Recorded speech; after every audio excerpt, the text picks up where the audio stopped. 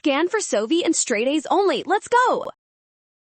Statistics problems can feel overwhelming, but you can master this specific interval question in under 60 seconds by following these 3 simple steps. Let us begin.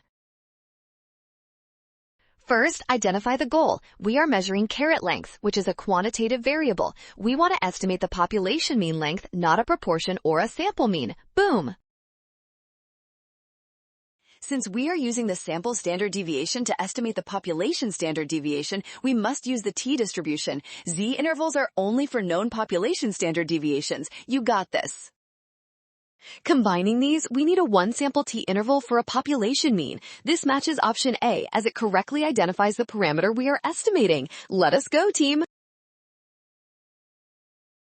Smart move. Scan the code. You can learn better with SOVI. Don't skip the standard deviation trap. Always use a t-interval to estimate the mean.